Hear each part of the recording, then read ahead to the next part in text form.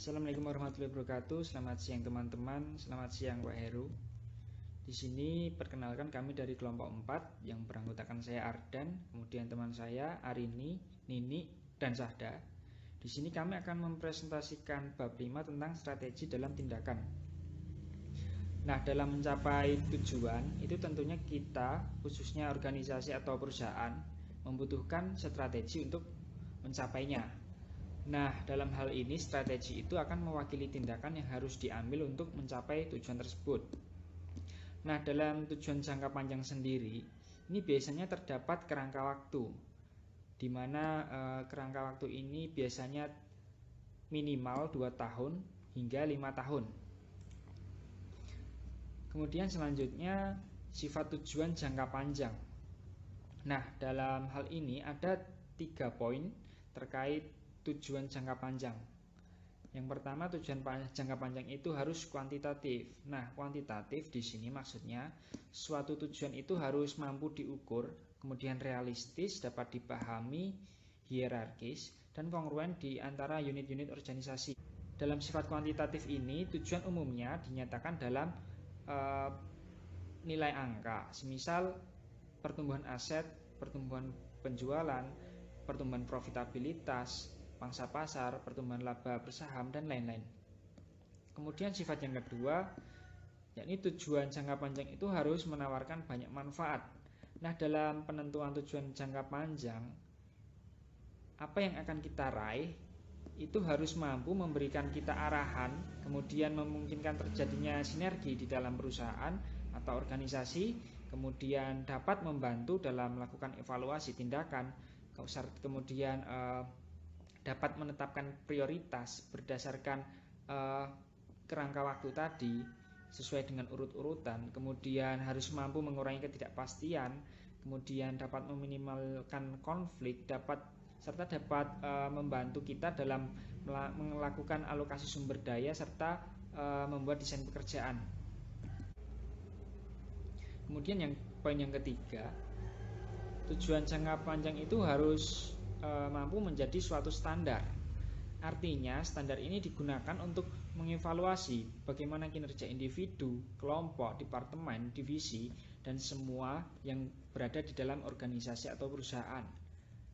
Kemudian selanjutnya ada 2 tujuan dalam pencapaian tujuan jangka panjang. Yang pertama yakni tujuan keuangan, dan yang kedua tujuan strategis. Nah, dalam 2 hal ini memiliki perbedaan. Dimana kalau tujuan keuangan itu biasanya terkait pencapaian dalam peningkatan pendapatan, dividen, margin laba, laba investasi, laba bersaham, harga saham, arus kas, dan sebagainya. Kemudian kalau untuk tujuan strategis, ini biasanya terkait dengan pangsa pasar, distribusi, biaya produksi, kualitas produk, kemudian cakupan geografis, teknologi, serta inovasi. Nah, terkadang dalam kedua tujuan ini sering terjadi trade-off. Artinya kedua tujuan ini saling terjadi bentrokan, dimana apabila kita itu mengejar tujuan keuangan, maka kita harus mengorbankan tujuan strategis.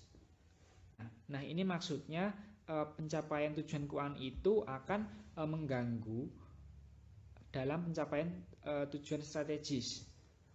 Nah, maka dari itu dalam buku dijelaskan bahwa terdapat teknik evaluasi yang disebut dengan balance scorecard, yang mana teknik ini dapat digunakan dengan melakukan kombinasi kedua tujuan, yakni tujuan keuangan dan strategis. Tujuannya untuk menyeimbangkan antara tujuan pemegang saham, tujuan keuangan dengan tujuan operasional atau di sini mewakili tujuan strategis. Nah, apabila kedua hal ini diseimbangkan, maka harapannya dalam pencapaian tujuan itu kedepannya itu tidak terjadi ketimpangan yang terlalu tinggi. Nah, selanjutnya tidak mengelola berdasarkan tujuan. Nah, dalam melakukan pengelolaan itu kita tidak hanya saja mendasarkan pada tujuan, akan tetapi ada hal lain yang bisa dijadikan dasar. Nah, yang pertama ada ekstrapolasi. Nah, dalam hal ini kita harus mematuhi prinsip di mana jika tidak rusak maka jangan diperbaiki. Ini maksudnya bahwa apabila suatu proses itu sudah berjalan dengan lancar, maka kita tidak perlu mengotak-atik atau mencari-cari kesalahan. Kemudian yang kedua, mengelola dengan krisis. Krisis ini merupakan suatu masalah yang harus dihadapi oleh setiap organisasi atau di sini diwakili oleh manajer, yang mana harus segera dipecahkan atau dicarikan solusi permasalahannya. Kemudian yang selanjutnya, mengelola berdasarkan subjek. Nah, hal ini maksudnya bahwa tidak ada patokan dalam melakukan pengelolaan. Artinya setiap orang atau setiap manajer pada khususnya ini mereka itu diberikan kebebasan bagaimana mereka akan melakukan suatu pemecahan, kemudian bagaimana mereka akan mengambil suatu keputusan, dan bagaimana mereka menggunakan cara-cara terbaik mereka. Kemudian yang terakhir ada pengelolaan dengan harapan. Nah, ini maksudnya bahwa dalam melakukan pengelolaan itu tentunya kita ini memiliki suatu keinginan akan tercapainya suatu harapan atau tujuan. Nah, akan tetapi pada prakteknya tidak semua harapan itu dapat terwujud, atau di sini diartikan bahwa ada ketidakpastian agar apabila kita itu di percobaan pertama gagal, percobaan kedua gagal, maka dengan adanya harapan kita menginginkan bahwa di percobaan selanjutnya atau di percobaan ketiga kita itu bisa mencapai keberhasilan. Seperti itu. Kemudian strategi, jenis strategi. Nah, setiap perusahaan tentunya memiliki strategi mereka masing-masing. Nah, di sini ada beberapa strategi yang nanti akan dijelaskan. Dalam penggunaan strategi ini tentunya memiliki tingkatan-tingkatan. Kalau di perusahaan itu atau di organisasi itu biasanya tingkatan strategi itu terdiri dari korporat, divisi, fungsional, hingga operasional. Nah, yang pertama, integrasi maju. Secara garis besar, integrasi maju ini dilakukan untuk meningkatkan kendali atas distributor atau pengecer. Nah, hal ini biasanya dilakukan ketika distributor itu biayanya sangat mahal, kemudian kualitasnya itu sangat terbatas. Kemudian ketika organisasi ini sedang berada pada industri yang sedang tumbuh, serta apabila distributor itu memiliki margin keuntungan yang tinggi. Nah, contohnya di sini Microsoft yang membuka toko retailnya sendiri. Kemudian yang kedua adalah integrasi mundur. Nah, strategi ini pada garis besarnya mencari atau meningkatkan kendali atas pemasok perusahaan. Nah, strategi ini dilakukan apabila pemasok tidak dapat diandalkan, seperti terlalu mahal atau tidak dapat memenuhi kebutuhan perusahaan. Kemudian yang terakhir yakni integrasi horizontal. Nah, jenis strategi ini mengacu pada strategi untuk mencari kepemilikan atau peningkatan kendali atas pesaing perusahaan. Nah, hal ini biasanya dilakukan dengan melakukan merger, akuisisi, atau pengambil alihan di antara pesaing. Nah, hal ini dilakukan untuk menciptakan efisiensi, meningkatkan transfer sumber daya, dan meningkatkan kompetensi. Saya akan melanjutkan presentasi dari Mas Ardan. Jadi di sini selanjutnya ada strategi intensif. Penetrasi pasar, pengembangan pasar, dan pengembangan produk mengacu sebagai strategi intensif. Karena mereka mensyaratkan usaha intensif jika posisi bersaing perusahaan dengan produk yang ada ingin dikembangkan. Nah, yang pertama ada penetrasi pasar. Strategi penetrasi pasar berusaha untuk meningkatkan pangsa pasar untuk produk dan jasa di pasar saat ini lewat usaha pemasaran yang lebih besar. Nah, strategi ini tuh secara luas digunakan dan dikombinasikan dengan strategi lain. Penetrasi pasar itu sendiri meliputi yang pertama ada meningkatkan angka tenaga penjualan, selanjutnya meningkatkan beban iklan, kemudian ada menawarkan promosi penjualan item secara ekstensif, dan yang terakhir ada meningkatkan usaha publikasi. Oke, next. Yang kedua ini ada pengembangan pasar. Nah, pengembangan pasar itu melibatkan pengenalan produk atau jasa ini ke area geografis yang baru. Nah, kemudian yang terakhir ini ada pengembangan produk. Pengembangan produk adalah strategi yang mencari kenaikan penjualan dengan meningkatkan atau memodifikasi produk atau jasa saat ini. Pengembangan produk biasanya memerlukan pengeluaran untuk kegiatan penelitian dan pengembangan yang besar. Oke, next. Nah, ini selanjutnya ada strategi diversifikasi. Ada dua tipe strategi diversifikasi, yaitu yang pertama ada diversifikasi terkait dan juga diversifikasi tidak terkait. Bisnis dikatakan terkait ketika rantai nilai mereka memiliki kecocokan dengan strategi antar bisnis. Bisnis dikatakan tidak terkait ketika rantai nilai mereka tidak sama, sehingga tidak ada kecocokan dengan strategi antar bisnis yang terjadi. Oke, next. Ini di sini ada yang pertama ada diversifikasi terkait.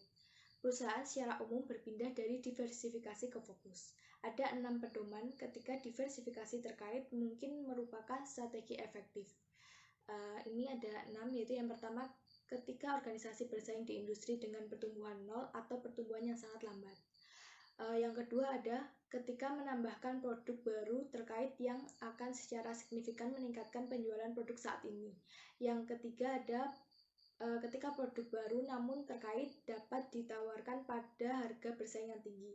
Yang keempat, ketika produk baru namun terkait memiliki level penjualan musiman yang menyeimbangkan dengan periode puncak dan penurunan penjualan. Yang kelima, ketika produk organisasi baru-baru ini ada pada tahap menurun dalam daur hidup produk. Dan yang terakhir ada ketika organisasi memiliki tim manajemen yang kuat. Oke, selanjutnya ada diversifikasi tidak terkait. Di sini ada 10 pedoman ketika diversifikasi yang tidak terkait dapat menjadi strategi yang efektif. Yang pertama yaitu ketika pendapatan yang diturunkan dari produk atau jasa organisasi saat ini akan meningkat secara signifikan dengan menambah produk yang baru dan tidak terkait. Yang kedua, ketika organisasi bersaing dalam industri yang sangat kompetitif atau tidak tumbuh sama sekali, hal ini mengindikasikan margin laba dan imbal hasil industri yang rendah. Yang ketiga, ketika saluran distribusi organisasi saat ini dapat digunakan untuk memasarkan produk baru untuk pelanggan saat ini. Yang keempat, ketika produk baru memiliki pola penjualan di luar penjualan musiman yang ada dibandingkan dengan produk organisasi saat ini. Yang kelima yaitu ada ketika industri mendasari organisasi mengalami penurunan penjualan dan laba tahunan. Oke, selanjutnya next. Di sini ada yang keenam ya, ketika organisasi memiliki talenta manajerial dan modal yang dibutuhkan untuk bersaing secara sukses dalam industri yang baru.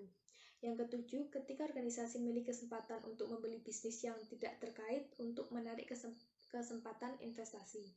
Yang kedelapan, ketika terdapat sinergi keuangan antar perusahaan yang diakuisisi dan yang mengakuisisi. Yang kesembilan, ketika pasar yang sudah ada untuk produk organisasi saat ini jenuh. Dan yang terakhir ada ketika tindakan anti persaingan dapat dituduhkan terhadap organisasi yang secara historis berkonsentrasi pada industri yang tunggal. Oke, next. Di sini ada strategi. Ini yang terakhir yaitu strategi defensif. Yang pertama yaitu ada pengurangan. Pengurangan terjadi ketika organisasi mengelompokkan kembali lewat pengurangan biaya dan aset untuk mengembalikan penurunan penjualan dan laba. Nah, ini terkadang disebut pembalikan atau reorganisasi. Pengurangan didesain untuk membentengi kompetensi dasar organisasi yang khusus. Selama pengurangan, para pembuat strategi itu bekerja dengan sumber daya yang terbatas dan menghadapi tekanan dari pemegang saham, karyawan, dan juga media. Pengurangan dapat diikuti dengan penjualan lahan dan bangunan untuk meningkatkan kas yang dibutuhkan, memangkas lini produk, menutup bisnis marginal, menutup pabrik yang usang, mengotomatisasi proses, mengurangi jumlah karyawan, dan melakukan pengendalian beban. Ini selanjutnya ada 5 pedoman ketika pengurangan mungkin merupakan strategi yang efektif untuk diikuti. Nah, ini yang pertama ada ketika organisasi memiliki kompetisi khusus yang jelas, namun gagal secara konsisten memenuhi tujuan dan pencapaiannya dari waktu ke waktu. Kemudian yang kedua, ketika organisasi adalah salah satu pesaing terlemah di industri. Yang ketiga yaitu ketika organisasi dihantui oleh ketidakefisienan, profitabilitas yang rendah, moral karyawan yang rendah, dan tekanan dari pemegang saham untuk meningkatkan kinerja. Kemudian yang keempat ada ketika organisasi gagal untuk mengapitalisasi kesempatan eksternal, meminimalkan ancaman eksternal, mengambil keuntungan dari kekuatan internal, dan mengatasi kelemahan internal dari waktu ke waktu. Oleh karena itu, ketika manajemen strategik organisasi telah gagal dan kemungkinan akan digantikan dengan individu yang lebih kompeten. Dan yang terakhir ini ada Ketika organisasi telah tumbuh sangat besar dengan cepat, sehingga reorganisasi kembali secara internal itu dibutuhkan. Oke, next. Selanjutnya ini ada divestasi. Yang kedua ini ada divestasi. Ada 6 pedoman ketika divestasi mungkin menjadi strategi yang efektif untuk diikuti. Nah, yang pertama, ketika organisasi mengikuti strategi pengurangan dan gagal menyelesaikan peningkatannya. Yang kedua, ketika divisi butuh lebih banyak sumber daya untuk dapat bersaing daripada yang dapat diberikan perusahaan. Kemudian yang ketiga, ketika divisi bertanggung jawab atas kinerja organisasi keseluruhan yang buruk. Yang keempat, ketika divisi tidak sesuai dengan bagian lain dari organisasi. Ini itu dapat dihasilkan dari pasar, pelanggan, manajer, karyawan, nilai, dan kebutuhan yang sangat berbeda. Kemudian yang kelima, ketika jumlah kas yang besar dibutuhkan secara cepat dan tidak dapat diperoleh dari sumber-sumber lainnya. Dan yang terakhir, ketika tindakan anti persaingan pemerintah mengancam organisasi. Kemudian yang terakhir ada likuidasi. Menjual semua aset perusahaan sebagian untuk nilai berwujud mereka disebut likuidasi. Likuidasi adalah pengakuan kekalahan dan secara konsekuen dapat menjadi strategi yang sulit secara emosional. Namun, mungkin lebih baik untuk menghentikan operasi daripada melanjutkan kehilangan sejumlah besar uang. Di likuidasi ini ada 3 pedoman yang mengindikasikan ketika likuidasi mungkin adalah strategi yang efektif. Yang pertama yaitu ketika organisasi telah mengikuti strategi pengurangan dan divestasi serta tidak ada yang sukses. Yang kedua, ketika alternatif organisasi satu-satunya adalah kebangkrutan. Dan yang terakhir ini, ketika pemegang saham perusahaan dapat meminimalkan kerugian dengan menjual aset organisasi. Oke, next slide. Nah, di sini akan saya lanjutkan. Ada 5 strategi generik Michael Porter. Berdasarkan Porter, terdapat 3 strategi yang memungkinkan organisasi untuk memperoleh keunggulan bersaing yang terdiri dari 3 dasar yang berbeda. Yang pertama itu ada kepemimpinan biaya atau cost leadership, yang kedua ada diferensiasi, dan yang ketiga ada fokus. Untuk kepemimpinan biaya itu dapat dilakukan untuk ukuran pasar yang besar. Untuk diferensiasi itu dapat digunakan untuk ukuran pasar yang besar maupun kecil, dan untuk strategi fokus itu dapat digunakan untuk ukuran pasar yang kecil. Kepemimpinan biaya sendiri dibagi 2 tipe. Tipe yang pertama itu adalah kepemimpinan biaya terendah.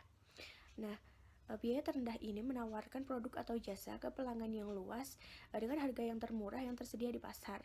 Untuk tipe yang kedua itu adalah kepemimpinan biaya nilai terbaik yang menawarkan produk atau jasa ke pelanggan yang luas dengan harga terbaik yang tersedia di pasar. Tipe ketiga strategi Porter ini adalah diferensiasi.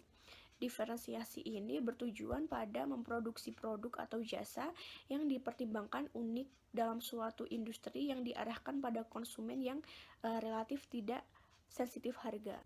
Untuk fokus ini dibagi 2 tipe yang menjadi tipe keempat dan tipe kelima.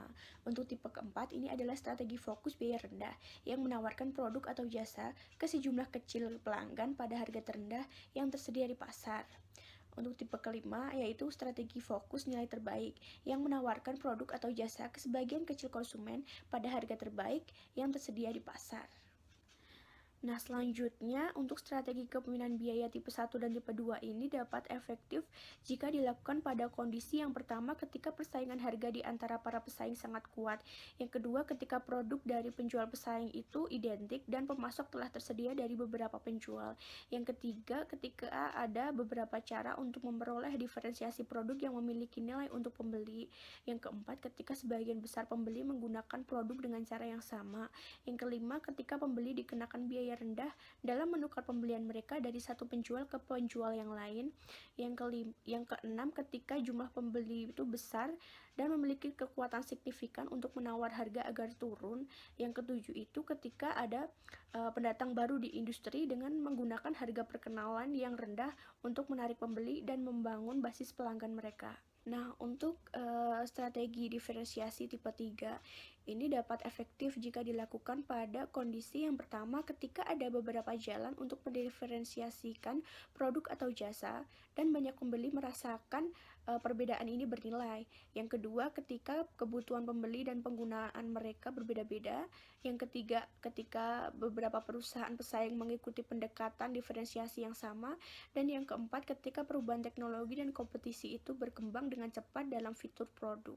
Selanjutnya, untuk strategi fokus tipe 4 dan 5, ini dapat efektif jika dilakukan pada kondisi yang pertama ketika target ceruk pasar besar, profitable, dan bertumbuh.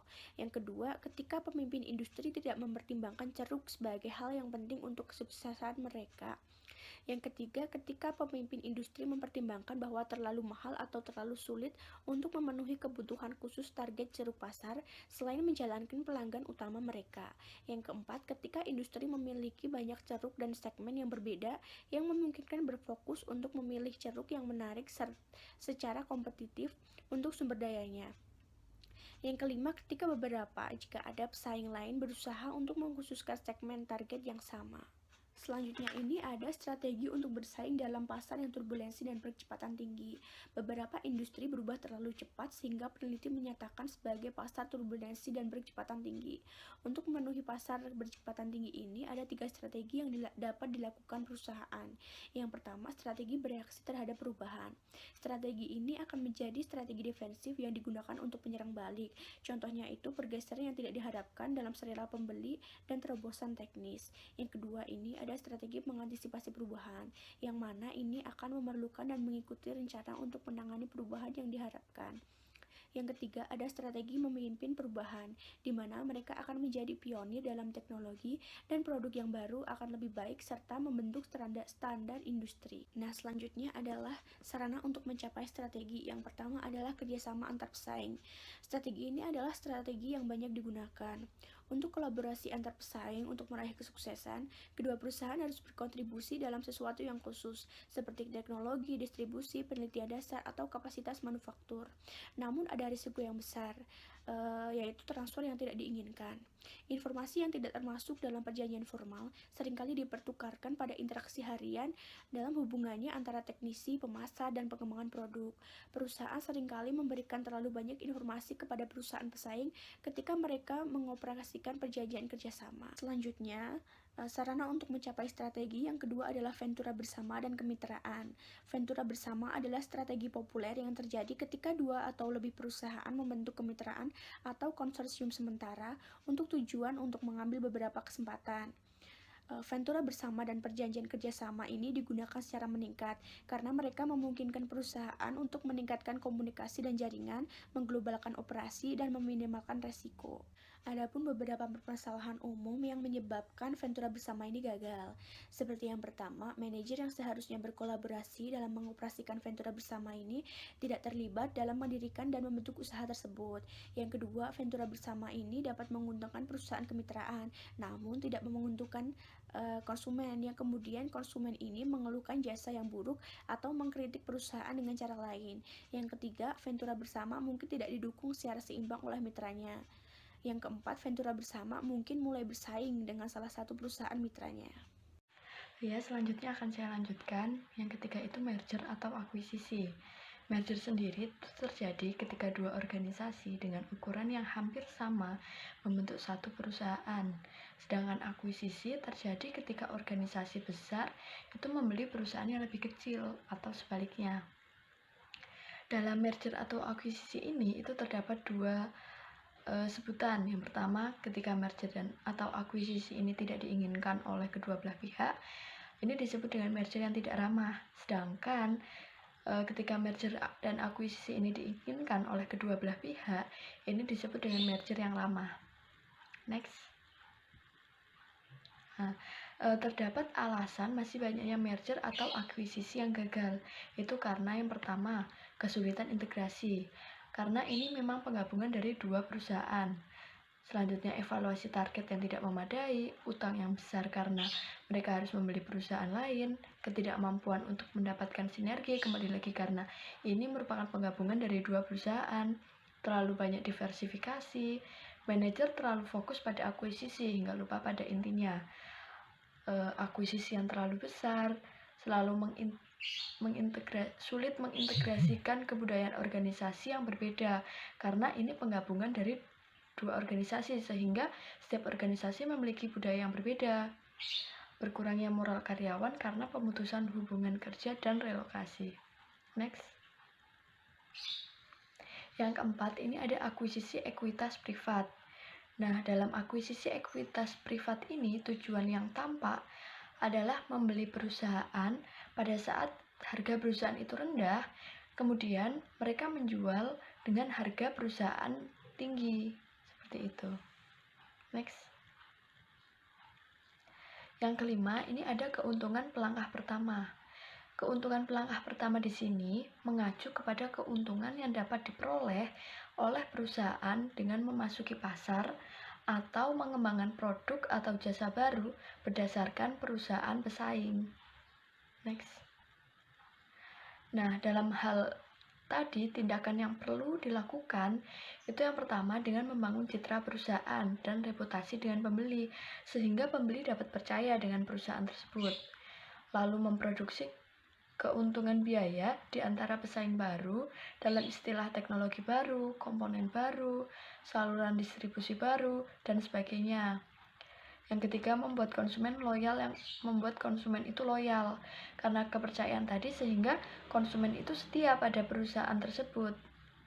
Dan yang terakhir, membuat tiruan atau duplikasi yang tidak bisa ditiru oleh lawan.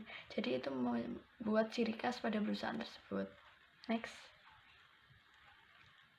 Yang keenam, ini ada alih daya dan reshoring.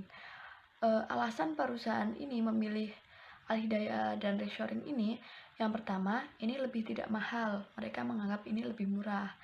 Lalu memungkinkan perusahaan untuk fokus pada inti bisnis mereka. Dan kemudian, ini memungkinkan perusahaan untuk memberikan pelayanan yang lebih baik lagi kepada konsumennya. Next. Nah, lalu apa sih itu alih daya? Di sini alih daya dalam proses bisnis itu melibatkan perusahaan-perusahaan yang mempekerjakan perusahaan lain untuk mengambil alih beberapa bagian dari fungsi fungsional mereka. Nah, di sini dicontohkan seperti sumber daya manusianya, teknik produksi pada perusahaan tersebut, dan lain-lain. Next. Selanjutnya, terdapat manajemen strategi di organisasi nirlaba dan pemerintah. Yang pertama, institusi pendidikan. Dalam pendidikan, manajemen strategi ini dibutuhkan. Seperti kuliah online ini, itu memerlukan manajemen strategik agar berjalan dengan efektif dan efisien.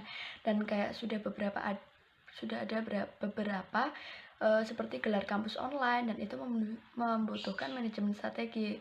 Selanjutnya, organisasi medis. Nah, dalam pusat permedisan itu akan menjadi kacau jika tidak ada manajemen strategik. Dan di sini dalam dunia permedisan perlu manajemen strategik agar mereka berjalannya itu lebih terarah. Seperti contohnya ada pelayanan rumah sehat, pelayanan perawatan, pelayanan rehabilitasi, unit gawat darurat, dan lain-lain. Selanjutnya, badan dan departemen pemerintahan. Dalam mencapai tujuan dari pemerintahan itu sendiri, itu memerlukan visi dan misi, dan itu memerlukan manajemen strategi seperti itu agar tujuan mereka itu dapat tercapai. Next. Manajemen strategik di perusahaan kecil. Untuk permulaannya, semua organisasi ini memiliki strategi, bahkan jika strategi itu hanya berevolusi dari operasi harian.